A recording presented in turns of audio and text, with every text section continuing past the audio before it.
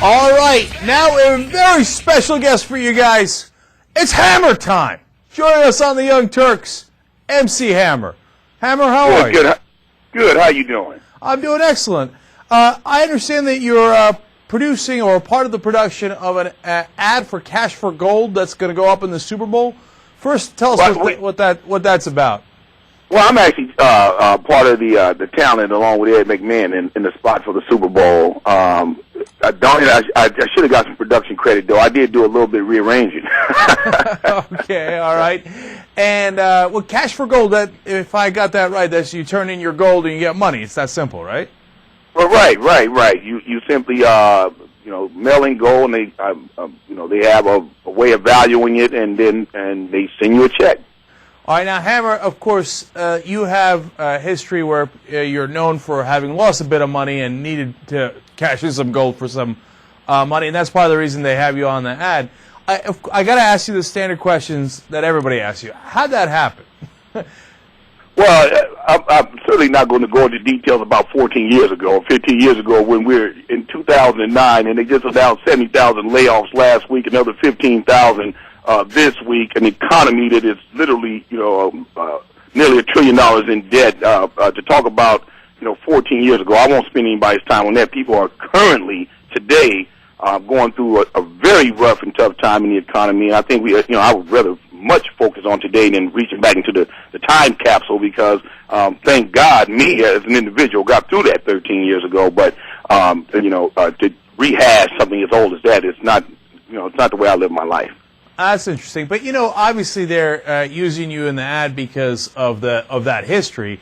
You mean of that time 13 years ago? Yeah, that is what one of the tongue-in-cheek plays on it, and that's why I had the sense of humor to participate in it. But I didn't participate in it from trying to, by any sense of stretch of anybody's reality, to try to pretend like that's 2009. Literally, if some kid was watching that and he was 4 years old. He's in college now. Now, was Cash for Gold around back then or no? Do we know? I don't know. Who knows? I mean, no, I think the company's only a few years old. Oh, okay, all right. So you didn't get a chance to use it back in the day. So no. If I would use it back today, all right, I won't be facetious, but no, it wouldn't have made a dent or moved the needle at all in dealing, with the largeness of what I was dealing with. I got you. All right, let me ask you about the pants, because you're famous for the Hammer pants. How did that come about? I've always wondered. Was it your idea? Was it somebody else's idea? And you saw the pants and were like, bang, that's it. How did that come about? Well, I was just number one, my version of the pants. When I say that, the pants have a very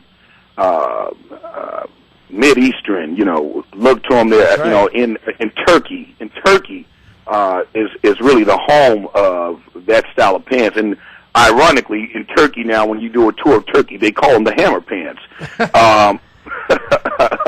But it was an idea that my friends in New Edition at the time, they had a version that was, not like the version that I had, but all of us who dance, everybody who liked to dance, we loved baggy pants. I started wearing the zoot suit pants initially, and then it just evolved. And then when I got my own designer, I said, listen, I need these pants. I need them to hang lower. Aha, that's why I like them right there. They give me the effect that I want when I'm out there dancing and moving my legs and spinning. It accentuates it, and so the Hammer pants were born, and they were, my version is my original design.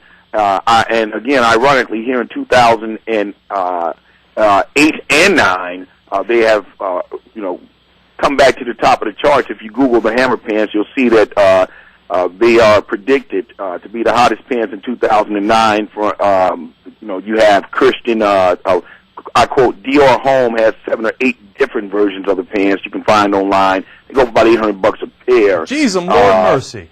The women versions are flying off the shelves like hotcakes. And again, you can just Google it, women Hammer pants. It'll all jump right up. Do you get royalties for that, Hammer, or no?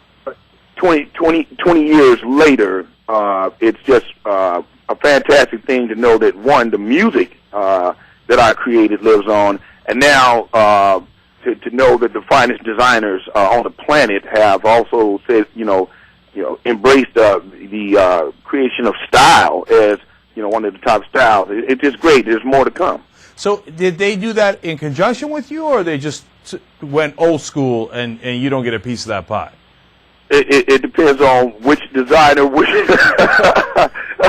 And look, and some it may remain to be seen. That's the beautiful thing of the internet, right? Once you put it out there, it's out there, and it's great for negotiations.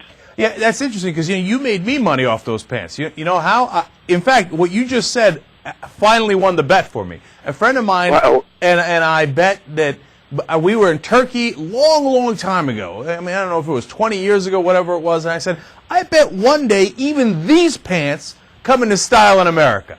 And he said, oh, no way. I'll bet you on that. And, he never paid that bet up because he said, oh, I don't know that he got it from Turkey. Those aren't the same kind of pants. But you just said in this interview that, in fact, that was the origin originally. Look, that's the word. And listen, man, I got an idea on how he can pay you. Maybe he got a couple gold watches, a couple gold rings. He do a little cash for gold, right, isn't it? He can do a little cash for gold. They're going to pay you what you're owed. I mean, come on, quit holding out. Don't tip my man like this. The pants have become big. There you go. All right, now I also want to ask you about your time when you were bat boy for the Oakland A's. My former co-host here, Ben Mankiewicz, favorite team. He can't get enough of it and loves that you were bat boy for them. Now, you had a nickname back then called Pipeline. Now, was that for what you were holding in your hammer pants, or was that for something else? You are hilarious, I'll tell you that one.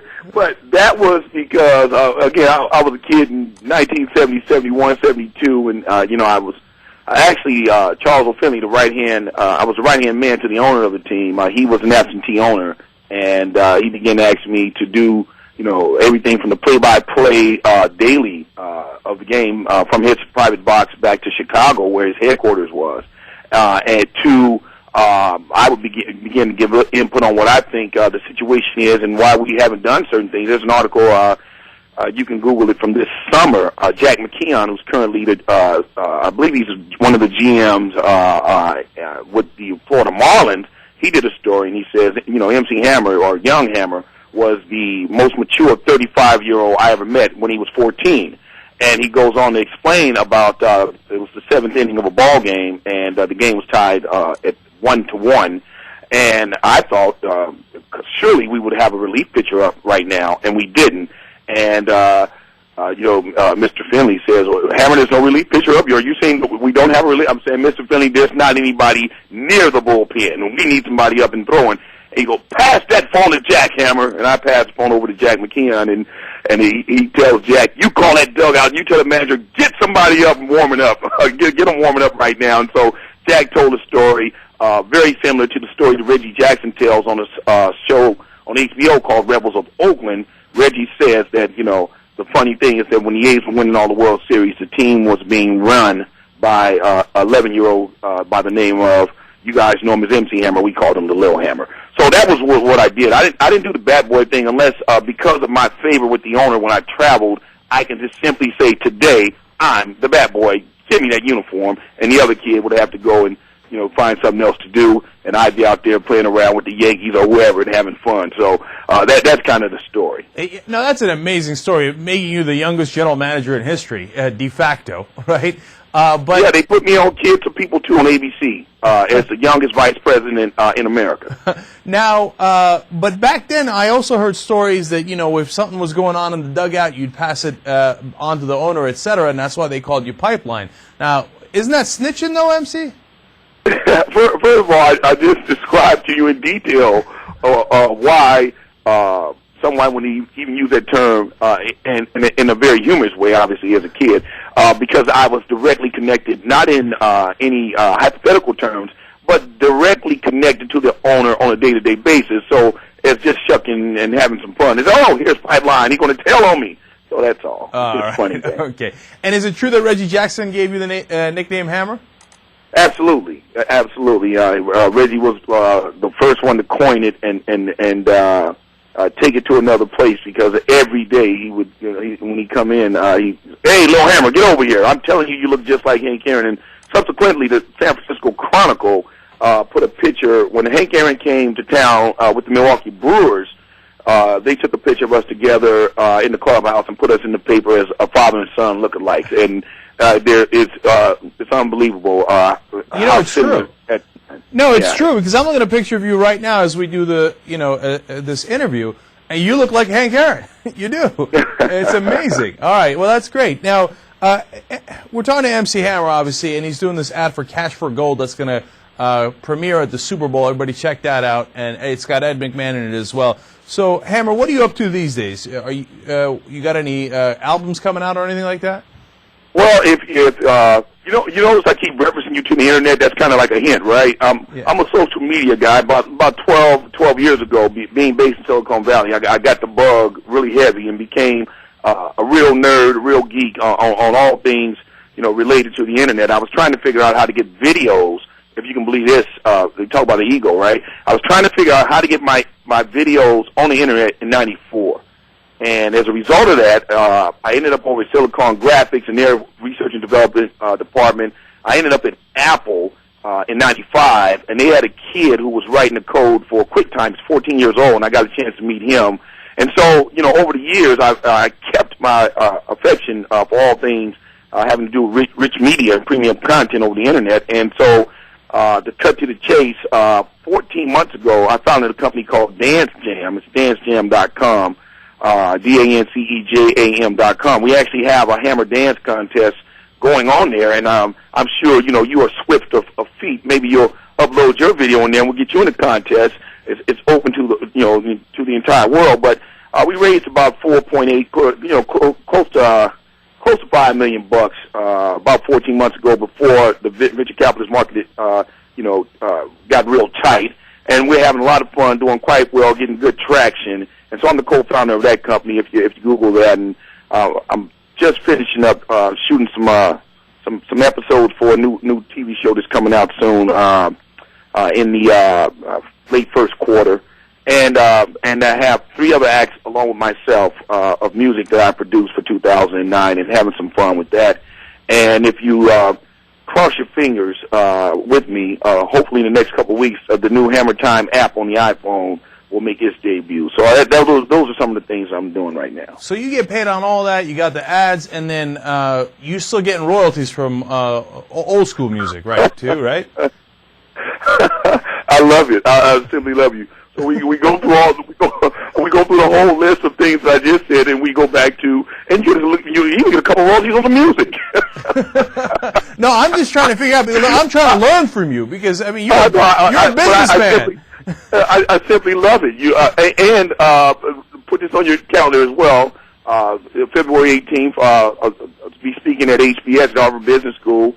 If you look on the internet, I did Stanford Summit this year. I did the Intel CEOs, 600 CEOs from around the world in June. The keynote for Intel, quietly off the radar. This is what I do, and so.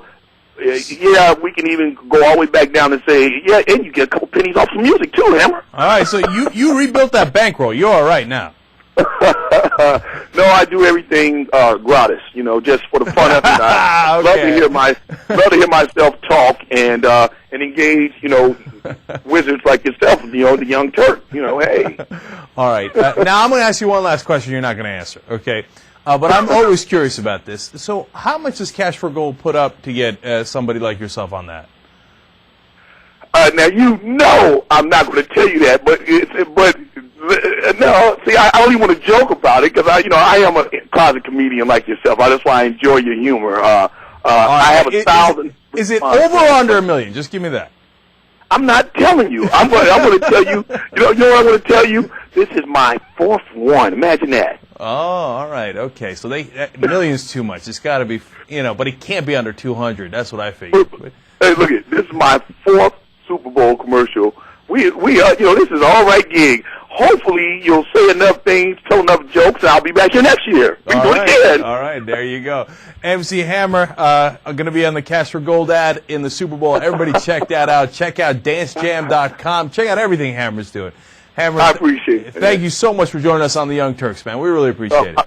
Our pleasure. Take care now. All right, you too. Bye-bye. All right, we'll be right back. Young Turks.